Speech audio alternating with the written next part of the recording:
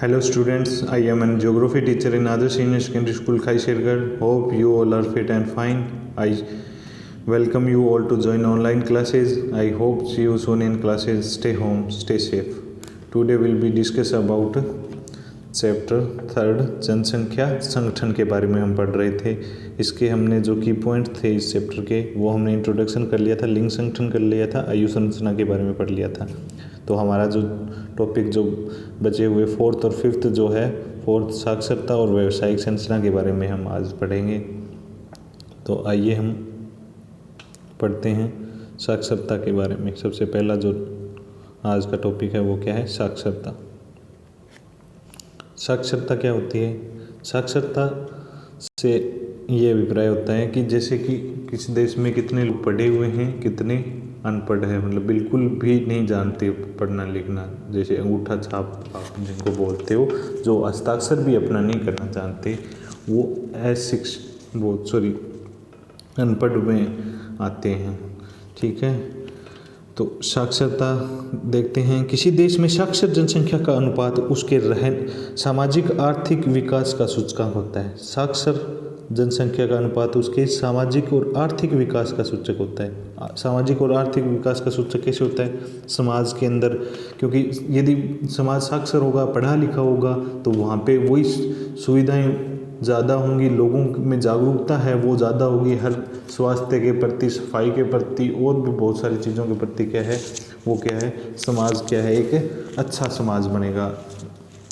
और यदि उसमें नहीं होगी साक्षरता तो वहाँ पे स्वास्थ्य की सेवाओं के प्रति ध्यान नहीं होगा, सफाई के प्रति ध्यान नहीं होगा, अपराध की प्रवृत्ति क्या है जिसके ज़्यादा बढ़ती है, तो ये चीज़ें होंगी। आर्थिक विकास का सूचक भी, आर्थिक विकास फिर यदि पढ़ाई नहीं है तो वो इतना आगे नहीं जा पाता है।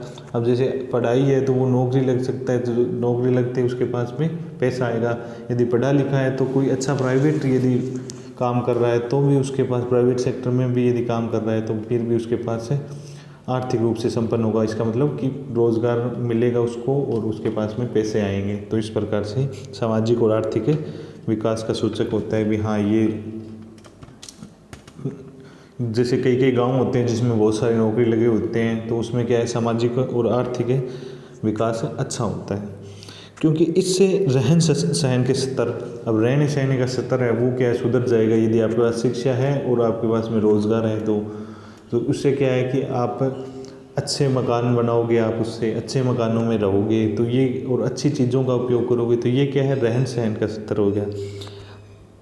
महिलाओं की सामाजिक स्थिति, तो वहाँ पे क्या है, अब जैसे जैसे समाज में जो शिक्षा का प्रसार होता जा रहा है वैसे वैसे आप देखते जा रहे होंगे कि महिलाओं के प्रति हिस्सा की प्रवृत्ति है वो कम होती जा रही है। घरेलू जैसे पहले मारपीट कर देते थे तो आजकल मारपीटाई कम होती है, और महिलाएं भी यदि शिक्षित हो जाती है तो उनको भी अपने अधिकारों के बारे में पता चलता है। तो उससे क्या होता है कि महिलाओं की सामाजिक स्थिति भी सुधरती है, उनको रोज़गार मिल जाता है पढ़ने से। शैक्षणिक सुविधाओं की उपलब्धता, जहाँ पे अच्छे पढ़े लिखे होंगे तो वहाँ पे उच्च शिक्षाएं भी होंगी, वो भी अच्छी विकसित होंगी। आर्थिक विकास का स्तर, शैक्षणिक सुविधाओं की उपलब्धता से सरकार की नीतियों का पता चलता है। अभी सरकार ने क्या नीति बनाई है, वो क्या है कि गांव में क्या कई लोगों को पता ही नहीं होता कि सरकार की ये क्या है, पॉलिसी क्या है, या किस तरीके से ये काम करेगी सरकार। तो इससे क्या है कि आप पढ़े लिखे होंगे या तो उससे आपको पता चलता रहेगा। आर्थिक विकास का स्तर साक्षरता का कारण एवं परिणाम दोनों ही है। इसका कारण भी है और इसका परिणाम भी। आर्थिक विकास, यही मैंने आपको बताया कि आर्थिक विकास होगा तो रोज़गार अधिक मिलेगा, रोज़गार अधिक मिलेगा तो उसके पास में पैसा अधिक आएगा, पैसा अधिक आएगा तो वो अपने अन्य कार्यों में लगा सकता है, तो उससे उसका विकास होता रहेगा। भारत में साक्षरता दर 7 वर्ष से अधिक आयु वाले जनसंख्या के उस प्रतिशत को सूचित करता है जो पढ़ लिख सकता है। 7 वर्ष से अधिक, भारत के अंदर क्या है, साक्षर किसको माना गया है कि 7 वर्ष से जो अधिक है, और वो क्या है, जो पढ़ लिख सकता है, जो मतलब कि पढ़ भी सकता है किसी भी चीज़ को और लिख भी सकता है उसको, तो उसको क्या माना है, साक्षर माना है भारत के अंदर। अब ये छोटे क्वेश्चन में आपसे पूछ सकता है कि भारत में साक्षर किसको माना है, तो इसमें ये आपको आंसर रहेगा कि 7 वर्ष से अधिक आयु वाले जनसंख्या के उस प्रतिशत को सूचित करता है जो पढ़ लिख सकता है। और इसमें समझ के साथ अंकगणितीय परिकलन करने की योग्यता है। अंकगणितीय मतलब अंकों के साथ उसका अच्छा तालमेल है, जैसे उसको गुणा भाग जोड़ घटाओ ये चीज़ें भी आती हैं। और ये डायग्राम है, जो डायग्राम पीछे जो हमने पढ़ा था उसका ग्रामीण और नगरीय संगठन के अंदर ये जो दिखा रखा है, ग्रामीण नगरीय लिंग संगठन जो हमने पिछली वीडियो में हम पढ़ के आए थे। ये देखो यहाँ पे कनाडा का जो है प्रति 1000 पुरुषों की तुलना में स्त्रियों की संख्या है। ये यहाँ पे ग्रामीण, ये जो लाइनें हैं वो ग्रामीण को डिनोट करती है और ये शहरी क्षेत्र को। तो यहाँ पे ये देखो विपरीत है नेपाल में, ये आपको एग्जाम्पल से समझाया था। यहाँ 938 यहाँ पे ये ग्रामीण है, तो यहाँ पे 1069 ग्रामीण है। यहाँ पे 968 शहरी हैं, तो यहाँ पे क्या है 1008 है वो शहरी हैं। तो ये इसमें क्या है, ग्रामीण ज़्यादा है, इसमें ग्रामीण कम है, इसमें शहरी कम है, इसमें शहरी ज़्यादा है। तो ये क्या है तुलनात्मक रूप से एक दूसरे के विपरीत इस प्रकार से। तो आगे चलते हैं। आज का हमारा जो टॉपिक है व्यावसायिक संरचना। व्यवसाय की क्या बनावट है, यहाँ पे कैसे कैसे व्यवसाय होते हैं, क्या क्या चीज़ें होती हैं वो देखते हैं। कार्यशील जनसंख्या, कार्यशील जनसंख्या किसको मानना है। अब आपसे ये क्वेश्चन आ सकता है, मल्टीपल क्वेश्चन आंसर में भी ये क्वेश्चन पूछ सकता है या फिर शॉर्ट क्वेश्चन में भी कार्यशील जनसंख्या से क्या तात्पर्य है। कार्यशील जनसंख्या अर्थात 15 से 59 आयु वर्ग में स्त्री और पुरुष जो कार्य में लगे रहते हैं वो क्या है, कार्यशील जनसंख्या है। कार्यशील जनसंख्या कृषि, वानिकी, मत्स्य, विनिर्माण, निर्माण, व्यावसायिक, परिवहन सेवाओं, संचार तथा अन्य अवर्गीकृत सेवाओं जैसे व्यवसायों में भाग लेते हैं। कार्यशील जनसंख्या वो किस किस में भाग लेते हैं, मेनली इनमें ही लेती है।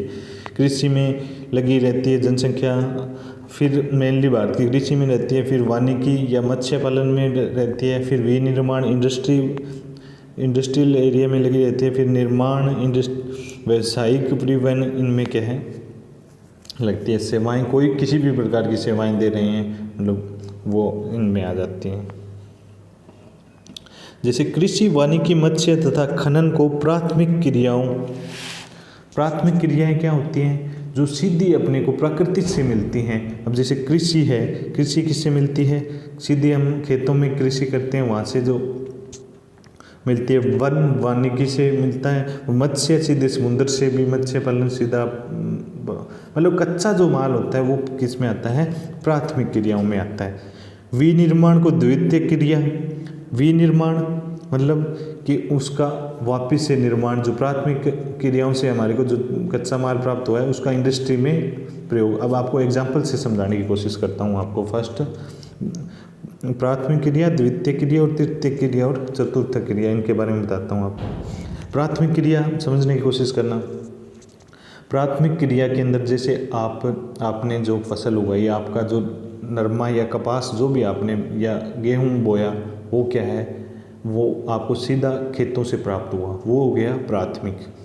फिर यदि गेहूँ बोया है तो उसका आप आटा बनाओगे। आटा बनाने के लिए अब जैसे फैक्ट्रियाँ होती हैं आटा बनाती है, तो वो जो फैक्ट्री लगी है विनिर्माण कर रही है उसका। पहले निर्माण तो सिर्फ गेहूँ था, गेहूँ के दाने थे, उसका विनिर्माण कैसे किया गया, उद्योग लगा के, क्योंकि वो इंडस्ट्री या फैक्ट्री जो भी है वो क्या है, उद्योग है, उसमें जो मशीनें काम कर रही है उससे क्या आटा बना है। तो वो जो आटा बना है, गेहूँ से आटा बना है, वो विनिर्माण हुआ है उसका, तो वो क्या है। और इसी प्रकार से जैसे फिर उसको लाने ले जाने के लिए जो संसाधन प्रयुक्त हुए हैं, जैसे परिवहन हो गया, संचार हो गया, ये क्या है, ये सेवा हो गई। तो ये क्या है, किसके, ये तृतीयक संसाधन है। और चतुर्थक संसाधन जो उनकी रिसर्च वगैरह कर रहे हैं या फिर जो विचार से रिलेटेड किसी से कोई आप सलाह ले रहे हो, उसके आपसे कोई पैसे ले रहा है, तो वो चतुर्थक श्रेणी में आता है। अब जैसे आपने प्राथमिक क्षेत्र में ये आ गया, जैसे आपने नरमा और ये कपास हो गई आपकी, तो उसमें क्या है, फिर आप उसको ले जाने के लिए जो संसाधन उपयोग में ले रहे हो, जैसे आप ट्रैक्टर ट्राली से ले जा रहे हो, तो ये क्या है, परिवहन के रूप में आप काम में ले रहे हो। तो ये हो गया इस आपका तृतीयक क्षेत्र। और जो द्वितीयक क्षेत्र है वो क्या है, जिससे वो जैसे अब नरमे और इनसे कपड़े का निर्माण हो गया, धागों का निर्माण हुआ, धागे से कपड़े बने, तो कपड़े क्या है द्वितीयक क्षेत्र में आ जाएंगे, ये भी निर्माण होकर अपने पास में आएंगे। तो इस प्रकार से प्राथमिक द्वितीयक तृतीयक के बारे में आपको बताया। अन्य सेवाओं जैसे द्वितीयक क्रिया व्यापार परिवहन और संचार, अन्य सेवाओं को तृतीयक क्रियाओं में, अब तृतीयक क्रियाओं में कौन सी आती है, व्यापार, इनका जो व्यापार किया है व्यापारी हैं वो तृतीयक में आ जाते हैं। परिवहन है, परिवहन ही एक तरीके की सेवा है, आपको जो सेवाओं में आता है ये कि आपको एक सेवा दी गई है कि हाँ आपका जो है वो यहाँ से मैं यहाँ तक पहुँचा दूँ, उसके लिए वो चार्ज कर रहा है, वो क्या है तृतीयक क्षेत्र में आ रहा है, वो उसकी सेवा दे रहा है, वो आपको आपने जैसे कैंटर में ले जाते हो तो वो आपको कैंटर वाला है, वो आपकी सेवा देने के लिए उसका साधन है, उसका वो आपसे किराया लेगा। ऐसे नहीं है कि आपको वहाँ ले जाने के लिए जो लाना ही पड़ेगा, वो खरीद के लाओगे तभी वो चलेगा, तो वो क्या है वो अपनी काम के बदले वो सेवा दे रहा है, उसके बदले आपसे पैसे ले रहा है। क्योंकि यदि आप ट्रक लाने लग गए तो फिर ये पॉसिबल नहीं है। इसी प्रकार अन्य सेवाओं को तृतीयक क्रियाओं तथा अनुसंधान सूचना, जो मतलब रिसर्च करते हैं इनके ऊपर किसी भी चीज़ के ऊपर, वो क्या है, और वैचारिक विकास से जुड़े कार्य चतुर्थक क्रियाओं में। अब जो भी आप कोई किसी से कोई कंसल्टेंसी फीस लेता है डॉक्टर जैसे, या आपसे कोई और भी कोई जैसे आपको सलाह चाहिए किसी की, उसके बदले आपसे वो क्या पैसे ले रहा है, तो वो क्या है चतुर्थक में आ जाता है। इन चार खंडों में कार्यशील जनसंख्या का अनुपात किसी राष्ट्र के आर्थिक विकास के स्तरों का एक अच्छा सूचक है। ये क्या है, आर्थिक विकास कैसा है इसके द्वारा पता चलता है किसी भी राष्ट्र का, इन जो चार जो क्षेत्र हैं उनके द्वारा। अब इनसे कैसे पता चलता है कि इसका कारण यह है कि केवल उद्योग और अवसंरचना से युक्त एक विकसित अवस्था ही, उद्योग जहाँ पे अधिक से अधिक उद्योग या इंडस्ट्री लगी हुई है, वही विकसित अर्थव्यवस्था ही द्वितीयक तृतीयक और चतुर्थक सेक्टरों में अधिक कर्मियों को समायोजित कर सकती है। जहाँ पे इंडस्ट्री है तो इंडस्ट्री के लिए क्या है, इंडस्ट्री जहाँ पे ज़्यादा होंगी वो क्या है द्वितीयक क्षेत्र, विनिर्माण का जो काम करेंगे तृतीयक क्षेत्र, क्योंकि विनिर्माण के लिए लाने ले जाने के लिए जो परिवहन है वो क्या है तृतीयक क्षेत्र में आता है वो। और चतुर्थक क्षेत्र भी उन पे रिसर्च हो रही है, किसी भी चीज़ पे आगे से आगे टेक्नोलॉजी विकसित तो कर रहे हैं, तो वो चतुर्थक क्षेत्र वो तभी हो सकते हैं जब आपके पास उद्योग लगा हुआ है, मतलब कि दूसरा क्षेत्र आपके पास होगा तो तीसरा और चौथा अपने आप आपको करना पड़ेगा। तो उससे क्या है कि वो उसमें ट्रांसफ़र कर सकते हैं। अब जैसे आपके घर में 10 लोग हैं तो आप में 10 के 10 खेती कर रहे हैं, लेकिन यदि आप वहाँ पे इंडस्ट्री लग गई तो आप उसमें कुछ इंडस्ट्री में लग जाएंगे, कुछ उस सामान को लाने ले जाने में तृतीय में लग जाएंगे, द्वितीयक में लग जाएंगे और चतुर्थ में आप उनको शिफ्ट कर सकते हो। लेकिन सिर्फ आपके पास कृषि है, प्रथम क्षेत्रीय है, तो आपके 10 के 10 वो क्या है उसको आप इकोनॉमी की भाषा में छुपी हुई बेरोजगारी बोलते हैं। जैसे 2 बंदों का काम है वो 2 बंदे करके आ सकते हैं, लेकिन उसके लिए आप 5 बंदे गए तो वो जल्दी तो हो गया, लेकिन वो क्या उसको कर तो 2 ही सकते थे, जल्दी करने से अपने को कोई एक्स्ट्रा बेनिफिट तो हुआ नहीं, तो वो उसको क्या है छुपी हुई बेरोजगारी बोलते हैं। तो इस प्रकार से क्या है तृतीयक क्षेत्र में अधिक कर्मियों को समायोजित कर सकती है। यदि अर्थव्यवस्था अभी भी आदिम अवस्था है, मतलब सिर्फ परंपरागत कृषि कर रही है, तो मतलब कि तब प्राथमिक क्रियाओं में संलग्न लोगों का अनुपात अधिक होगा। तो वहाँ पे क्या है सिर्फ प्राथमिक क्रियाओं का, वहाँ पे क्या है लोगों का अनुपात है प्राथमिक क्रियाओं में अधिक होगा, क्योंकि इससे मात्र प्राकृतिक संसाधनों का विदोहन होता है। इससे क्या है सिर्फ और सिर्फ प्राकृतिक संसाधनों पे ही डिपेंड रहता है आदमी, तो इससे उनका विदोहन भी होता है। तो ये आपका आज का जो टॉपिक है ये कंप्लीट होता है, इसके साथ ही आपका चैप्टर कंप्लीट होता है। अब अगला जो है आपका वो रहेगा क्वेश्चन आंसर का, और आप इसकी तैयारी करते रहें, क्योंकि इसके क्या है टेस्ट भी आपका जैसे ही कंप्लीट हो जाएगा चैप्टर उसके बाद में आपका टेस्ट भी होगा, और टेस्ट के नंबर भी अब की बार अनाउंस कर दिए जाएंगे। मैंने पिछली वीडियो में बोला था कि आप नंबर प्राप्त कर सकते हैं, आप टेलीग्राम आईडी पे मेरे को मैसेज करके भी हाँ मेरे नंबर कितने आए।